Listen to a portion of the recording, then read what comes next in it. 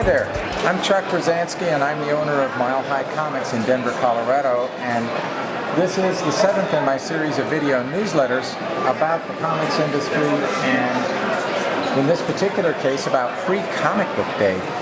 This is one of my favorite days of the year. I cannot tell you how much I enjoy being able to bring together such a huge spectrum of diverse audiences into our building at one time.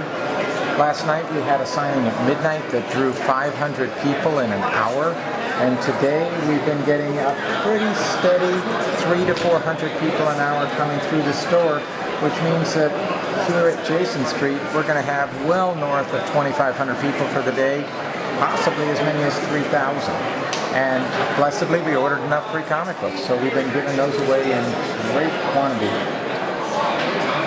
The nice thing about doing this is that not only does it help reinforce our existing friendships, but it also brings in a lot of new people. And I would say that probably this year that Free Comic Book Day is double what it's been in years past. So my hat is off to Joe Fields from Flying Colors out in California, who actually created Free Comic Book Day a little bit more than 15 years ago. This is an instance where one person's good idea has changed the entire comics industry.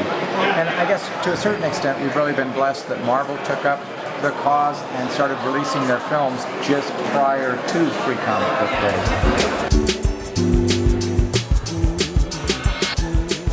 So Jim, I was just upstairs on the balcony and I was waxing poetic about how much I love Free Comic Book Day and the thousands of people that show up here at the store.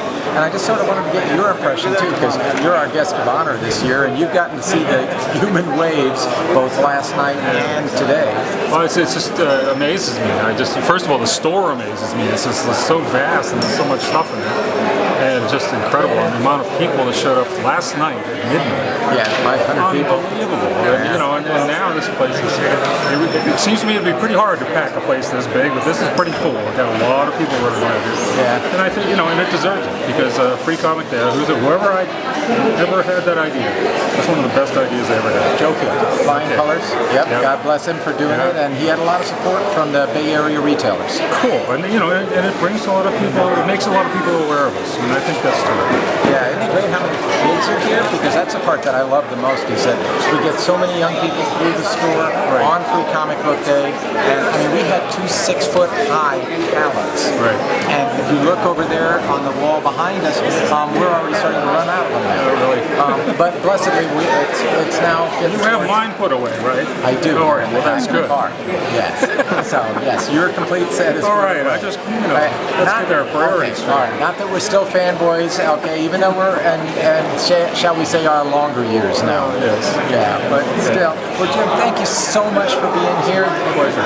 God. All right, man. Be good. You too.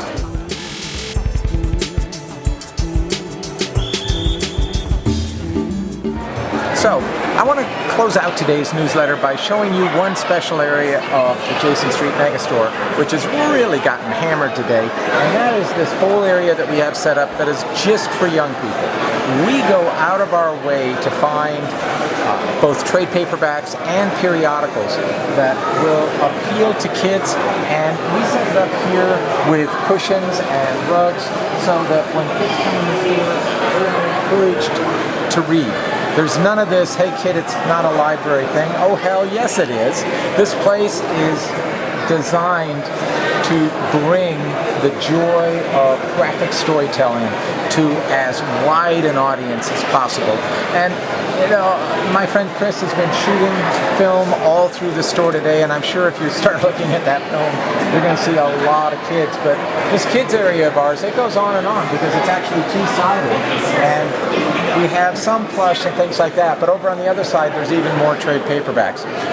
Now, this is because Free Comic Book Day sort of fell when it fell. I'll come back next week and I'll tell you a lot more about business models in the world of comics, and in particular I want to talk about eBay and other aggregation sites and what they have in terms of pluses for the industry, and some of the things that actually affect Mile High negatively on occasion.